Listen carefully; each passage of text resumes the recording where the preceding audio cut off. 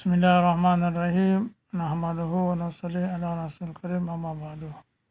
Subhanaka la ilma lana illa ma 'allamtana innaka antal alimul hakim.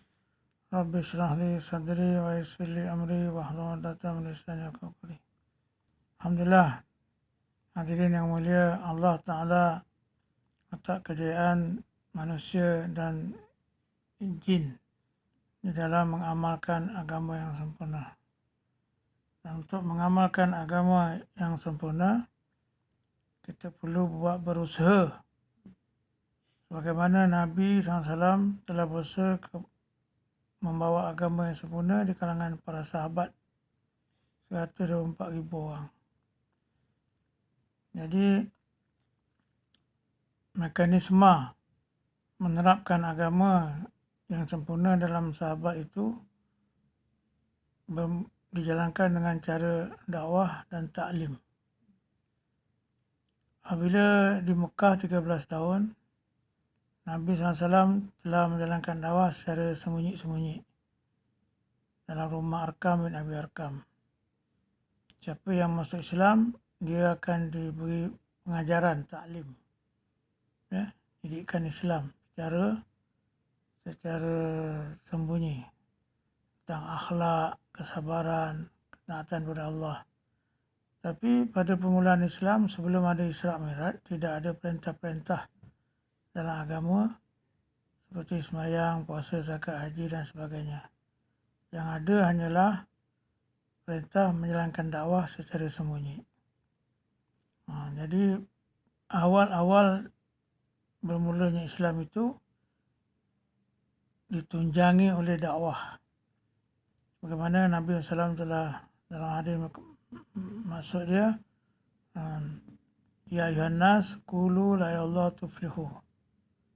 Maksud dia qala Rasulullah SAW, ya ayuhan nas, wahai manusia.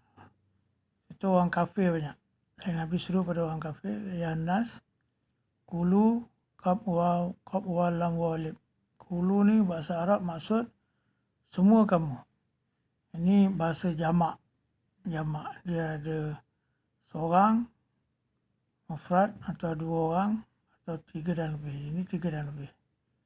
Kalau tiga pun dia kulu, kalau 1,000 pun kulu, 1,000,000 pun kulu. Dan semua orang, Nabi kata kulu la ilaha illallah. Dan di hujung ayat tu dia kata tuflihu. Tafalam hawa walib, tuflihu. Tuflihu pun jamak juga.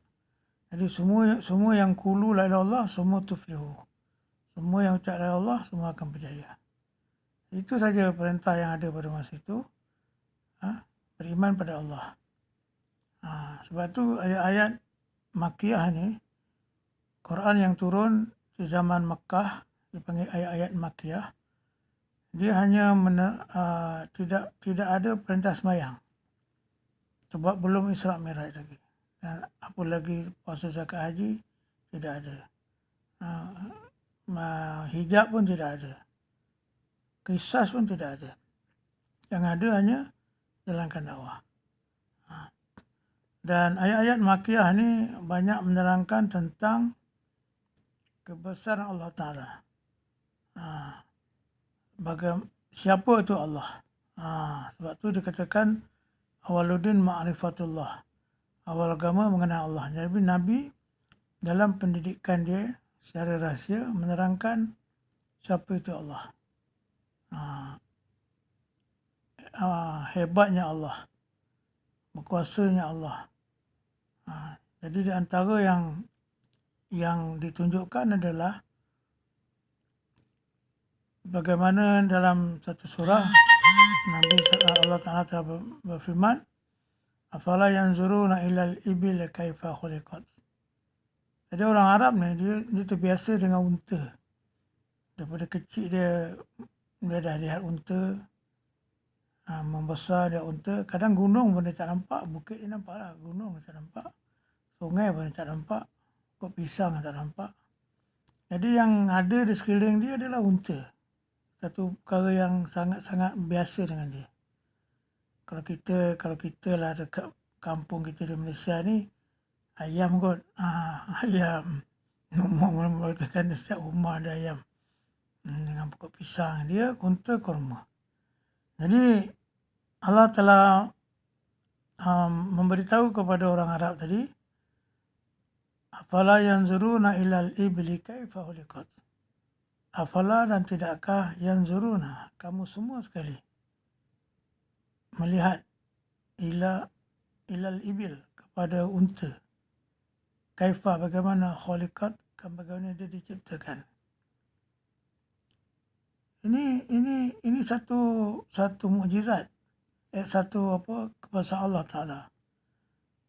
Dan pada masa tu orang Arab, dia yang mana dia tak ada beriman kepada Allah Taala, dia akan kata apalah ni.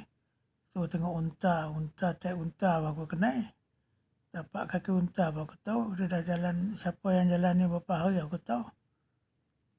Tapi apabila kita kaji sekarang ni 1400 tahun lepas wafat Nabi SAW, apabila ilmu sains telah wujud, maka kita dapati bahawa sesungguhnya ada kehebatan dalam penciptaan unta tadi. Unta ni boleh dipanggilkan the ship of the desert. Dia adalah kapal di atas padang pasir. Kenapa dia dikatakan kapal? Kerana dia boleh memuat barang-barang. Jadi orang Arab ni dia bergerak daripada Mekah ke Madinah, Madinah ke Syam, balik ke Yaman, balik ke Bahrain, balik. Ini naik unta. Dan barang-barang boleh ditanggung oleh unta. Barang yang berat-berat, dagang-dagangan dibawa oleh unta. Kemudian tengok, patut kalau kita letak barang berat kepada salah satu binatang dan di atas pasir, maka tanah tu akan jerlus. Tapi unta tak jerlus. Kenapa? Kerana unta tadi, dia mempunyai tapak yang lebar. Jadi dia macam cushion lah. Jadi tapak lebar tu, dia tak menyebabkan unta terbenam. Itu satu sifat besar. Yang kedua, dia ada bonggol. Kita tengok unta ni ada bonggol. Dalam bahasa sains dia katakan heat window. Window ni apa? Maknanya bila dia terkena panas matahari, kalau panas tu tak boleh keluar, dia akan mati. Tapi oleh kerana dia ada heat window, maka haba tu dikeluarkan daripada bonggol tadi. Dan bagi gajah pula, haba tu dikeluarkan daripada telinga dia. Sebab tu gajah ni dia badan besar. Dia tak boleh keluarkan haba daripada kulit badan dia. Jadi kulit badan dia tebal. Jadi dekat telinga dia tipis. Dan di telinga dia tu ada banyak capillaries, darah-darah. Jadi di situlah dia goncang, maka heat badan dia keluar dan badan jadi sejuk. Heat window. Yang kedua. Yang ketiga, unta ni tengok struktur hidung dia. Hidung dia tu dia tak buka macam kita. Kita ni kalau macam angin kuat berembus kepada kita, pasir-pasir akan masuk dalam lubang hidung kita.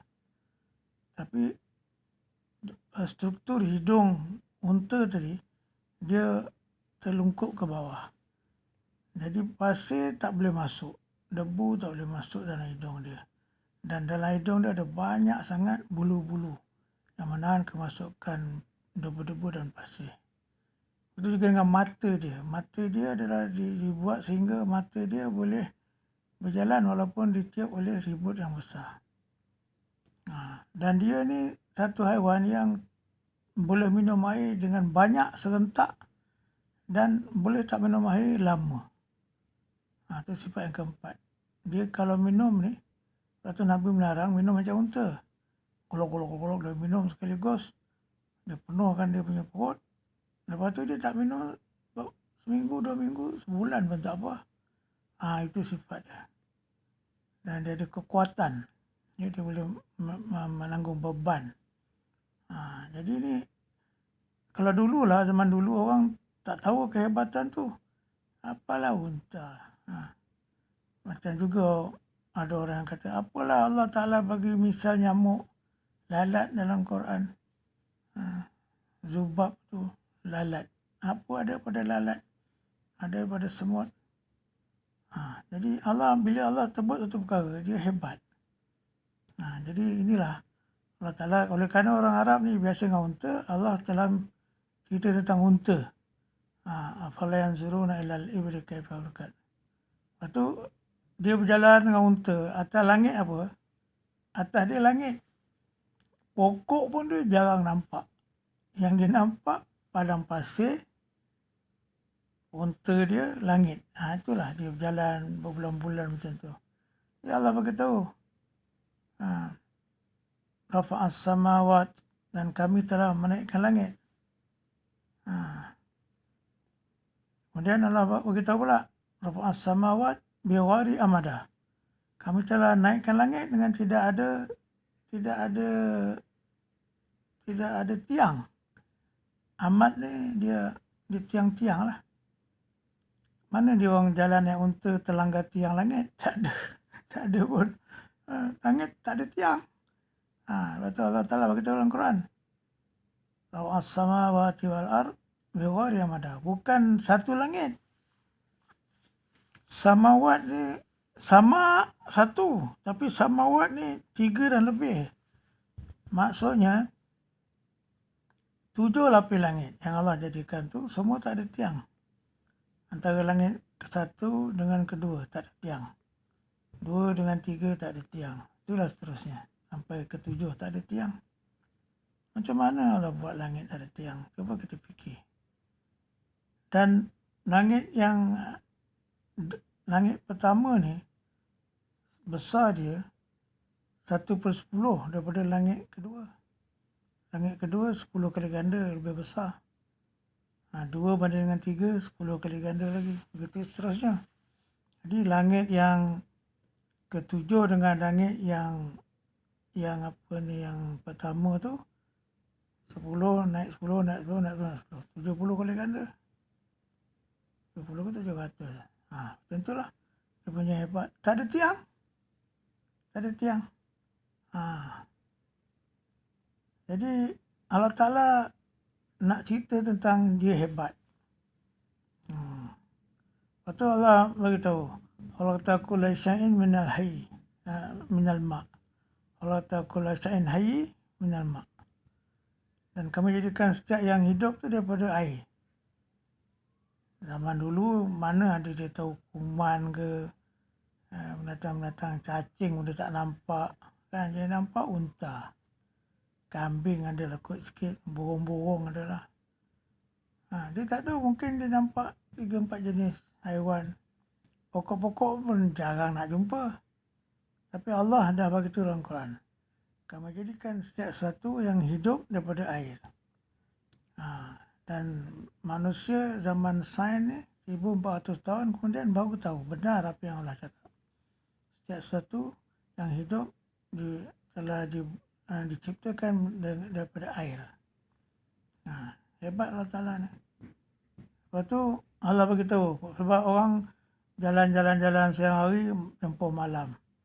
Lepas tu rehat malam. Besok pagi siang jalan lagi. Ataupun jalan malam rehat siang kalau nak elak panas. So Allah beritahu, tulijul laila fin nahar. Maka masuk malam kepada siang. Tadi malam gelap. Malam tu selinap masuk dalam siang. Macam mana dia nak masuk dalam siang? Kalau kita masuk dalam selimut, okeylah. Ini malam yang begitu gelap dan luas tu boleh masuk dalam siang, macam mana? Itu Allah beritahu. Di antara min ayatihi, di antara tanda-tanda kehebatan Allah Ta'ala tulijul laila fin nahar. Ada masukkan malam dalam siang. Wa tulijul nahara fil lail. Kemudian Allah ubah pula, ada masukkan siang dalam malam. Siang terang benderang. Bila masuk maghrib, siang hilang. Masuk ke mana? Sembunyi ke mana siang tu? Siang dah lari mana? Subhanallah, inilah ya Allah Ta'ala punya hebat. Dan ini Allah cerita dalam Quran. Tulijul laila fil nahar wa tulijul nahara fil lail. Dan inilah yang kita wiridkan orang kita Syafi'i ini di Malaysia ni, negara Nusantara ni, dia suka wirid. Jadi lepas sembahyang, dia wirid. Kalau negara Arab tak ada. Di Morocco, lepas sembahyang doa pun tak ada. Dia semua bersurai. Di Mekah pun lebih kurang juga. Di Jordan pun lebih kurang juga. Di Mesir pun lebih kurang juga. Saya pergi semua tempat ni, tak ada pun dia orang doa-doa. Tapi di Malaysia ni, bukan main lagi. Dia punya wirid aja lebih lama daripada sembahyang dia. Kadang sembahyang 5 minit aja. Abang Jumaat 7 minit. Tapi wirid dia sampai 15 minit. Tulijul nahana fil lail wa turjuna fil. Dia punya zikir. Tapi dia berzikir-zikir dia tahu tak tahu makna dia. Dah zikir 20 tahun. Ada yang dah zikir 60 tahun. 50 tahun. Apa makna? Tak tahu. Ini masalah kita. Macam orang menyanyi lah. Macam nyanyi Gunistan. Gunistan. Dia bukan faham pun. Apakah kia naik. Dia boleh nyanyi. Sedap. Tapi apa mana? Patah naik. Jantan naik. Tak tahu. Kan soalan kita. Kita zikir tak tahu.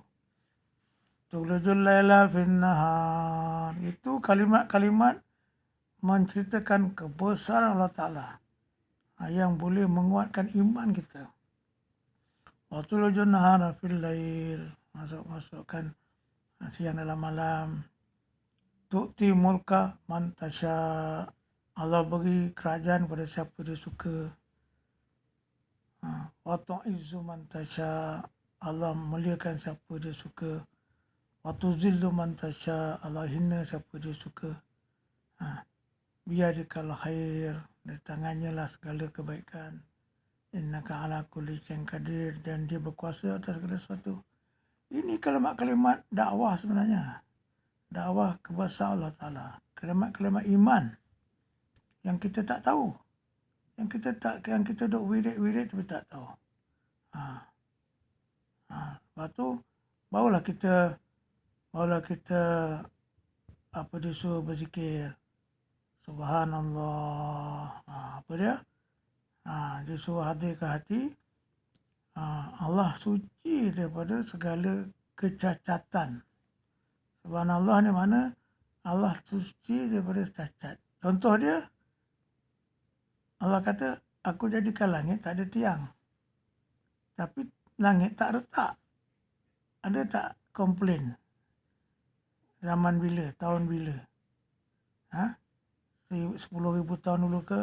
1,000 tahun dulu ke? Oh, orang komplain dekat Amerika langit dah retak pasal banyak roket naik. Mana ada? Inilah hebat Allah Ta'ala. Dia menciptakan satu dengan sempurna. Tak ada cacat pun.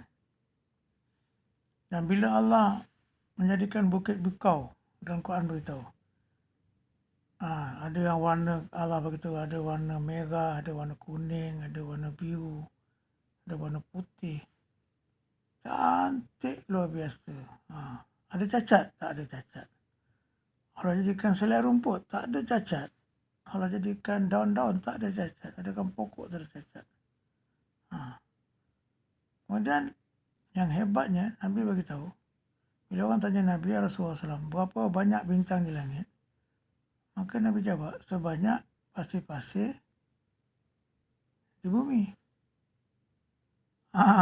Jawapan dia tu, sebanyak pasir di bumi. Macam mana Nabi boleh tahu jumlah bintang pasir dengan bumi? Pasir ni, dia banyak tu. Kalau kita ambil segenggam pasir, berapa ribu, puluh ribu ada dalam segenggam tu. Tapi kalau kita tengok atas langit, yang biasalah, yang sekarang kita tengok atas langit, bintang ada banyak tapi tak sebanyak pasir di bumi. Sampai kita boleh namakan ini bintang ini, itu bintang ni, itu bintang ni. Bulan memang dah satu je. Bintang besar-besar lagi ada sikit, lebih sikit lah. Bintang kecil banyak tapi kita tak akan sangka dia sebanyak pasir. Tapi rupanya kajian-kajian yang mutakhir ini telah menunjukkan bahawa apabila teleskop yang sepanjang 2 kilometer panjang dia di Amerika tu dibuat, dia akan nampak, dia buat teleskop lebih panjang lagi, nampak banyak lagi bintang. Banyak lagi bintang sampai tak terkira. Kita punya dunia ni dipanggil dalam satu solar system, sistem solar kita ni. Dia adalah dalam di pinggir satu sistem dipanggil Milky Way. Milky Way tu besar. Tapi kita ni kedudukan yang kecil dalam Milky Way. Kemudian Milky Way ni pula rupanya bila dibuat kajian yang lebih besar lagi, dia satu kedudukan yang kecil dalam cakrawala yang lebih besar lagi. Begitu hebatnya. Jadi sebab tu ukuran antara bumi dengan langit ni dia 500 tahun perjalanan. Melayu panggil Bima Sakti. Bima Sakti. 500 tahun perjalanan apa? Perjalanan naik unta ke? Perjalanan dengan roket ke? Kita tak tahu. Dan bila saya pernah jumpa satu buku falak tentang apa ni cakrawala ni, planet ni.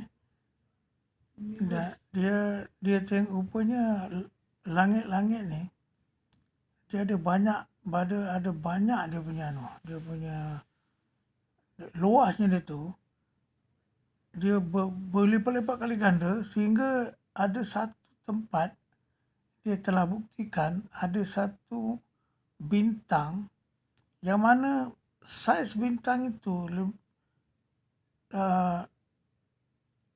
berapa juta kali besar daripada matahari.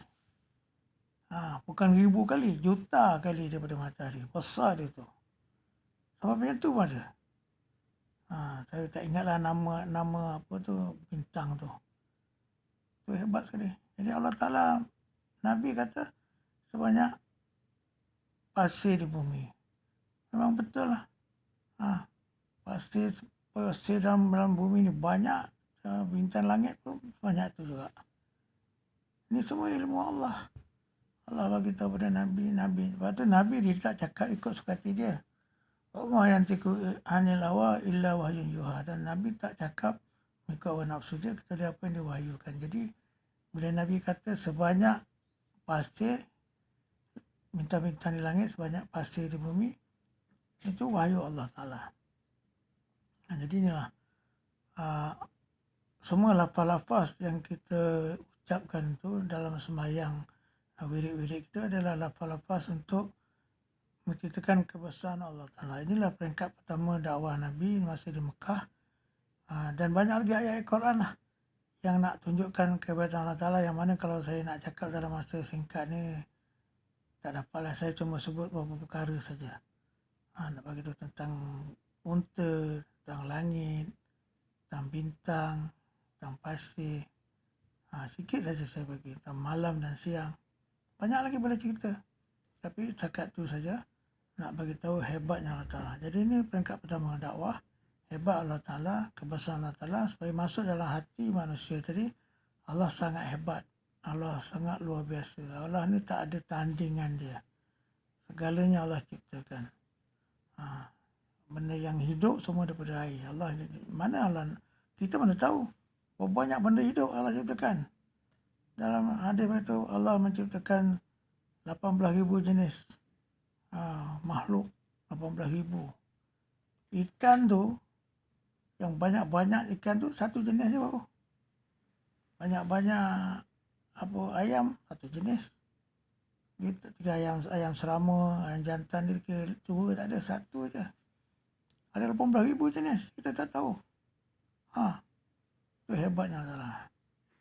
Jadi kalau kita nak tahu semua ni, besok akhirat kita akan, insya-Allah lah, kalau kita berdoa Allah Ta'ala masuk jalan syurga, di syurga kita tanya pada Allah, ya Allah 18,000 jenis yang mana satu ni aku nak tengok. Kita boleh minta Allah Ta'ala. Saya pun ada angan-angan juga masuk syurga, so apa yang saya tak tahu di dunia saya nak tanya ke sana. Tu. Jadi ni tuan-tuan mulia, kita kena cerita kepada Allah Ta'ala ini masa di Mekah. Bila 6 bulan sebelum hijrah, maka Nabi telah naik Isra Mi'raj, dapat perintah sembahyang, mereka telah sembahyang. Ini perintah pertama lepas iman. Perintah yang pertama, dakwah. Ya ayuhan nas, qulu la ilaha illallah tuflihu. Seru manusia kepada Allah. Itu perintah yang asas, 13 tahun. Perintah kedua, sembahyang. Aqimus solah, dirikan sembahyang. Wa'mur ahlaka bis solah, suruh keluarga kamu sembahyang. Dalam setengah ulama mengatakan, suruhlah manusia, seluruh umat sembahyang. Wa'atuz zakah, dan keluarkan zakat. Suruh umat keluarkan zakat. Jadi ini perintah-perintah Allah Ta'ala ni datang kemudian. Waktu di Madinah. Semua perintah-perintah, ada perintah Allah Ta'ala yang besar-besar, kecuali iman dengan solat, semua keluar di Madinah. Nabi di Madinah lebih kurang 10 tahun. Apabila landasan dalam hati dah betul, dah dapat menerima yang Allah hebat, Allah Maha Agung, Maha Tinggi, maka di situ manusia baru bersedia untuk menerima perintah Allah Ta'ala dengan senang hati. Barulah manusia sanggup untuk buat apa saja Allah suruh. Allah suruh sembahyang, mereka sanggup sembahyang. Bukan 5 waktu, mereka kata, ya Rasulullah, kenapa kau tak ambil 50? Puasa, mereka bukan sembahyang 1 bulan je, mereka puasa sepanjang tahun. Zakat, mereka pula keluarkan zakat, dah habis bayar, sedekah. Sampai dapat duit, semua bagi. Kita tak boleh buat. Kita kalau ada dalam poket RM200, orang minta sedekah. Kita tengok duit yang paling kecil sekali, kupang ke, RM1 ke, RM5, RM10 pun jarang lah, 100, luar biasa lah. Macam tu. Kita tapi, Sana Aisyah dapat 90,000 dirham. 90,000 dirham pagi, petang habis dah. Itu Nabi punya didikan Nabi. Nabi dapat hadiah hadiah daripada Raja Fidak, 3 ekor unta beserta dengan muatan dia. Dia suruh mula-mula bayar hutang Bilal. Yang kedua, sedekahkan. Tak habis sedekah. Hari tu Nabi tak balik rumah. Malam kedua, sedekah lagi. Macam tu. Dia ajar bersedekah. Dan ada isteri Nabi, apa nama dia Zainab, dia panggil panjang tangan. Dia kerja, dia buat tenunan, dia jual, semua dia sedekah. Kita tenun, simpan dalam bank. Dia dapat, dia sedekah, subhanallah. Macam tu sampai dia sanggup amalkan perintah zakat, sedekah. Sedekah tak perintah, zakat yang diperintahkan. Tapi dia dengan senang hati. Puasa dengan senang hati, zakat senang hati. Pergi haji tiap-tiap tahun. Umrah banyak-banyak kali. Kan? Jadi itulah keadaan. Sehingga mereka tak ada apa di badan mereka. Harta tak ada. Sayyidina Abu Bakar ini sehingga nak makan manisan. Tak ada duit. Dia kata, ya Harifah, izinkan saya makan manisan, aku tak ada duit. Macam kita katalah, nak pergi beli halwa, duit tak ada. Macam itulah. Lepas bini dia kata, tak apa, nanti saya akan jimatkan sikit. Dah cukup, saya buat halwa. Okeylah, kata Sayyidina Abu Bakar. Bila dah cukup duit, dia pun suruh Sayyidina Abu Bakar beli tepung, beli madu, manisan lah, gula ke apa, nak buat halwa, minyak. Sayyidina Abu Bakar kata, wah, nampak gayanya kita dah terlebih diberi bayar gaji bulanan ni. Jadi semua duit tadi dia telah pulangkan balik kepada Baitul Mal dan dia minta kurangkan dia punya bayaran bulanan sebanyak yang dijimat oleh isteri dia.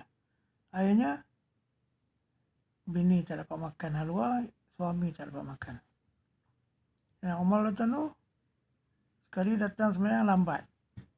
Dia minta maaf, tuan-tuan, saya ni lambat, saya ada baju selai je.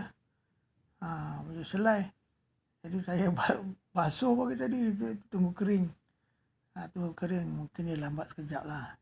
Sebab kalau di tempat panas ni, kalau sejam tu baju diletak kat angin dah kering dah. Jadi dia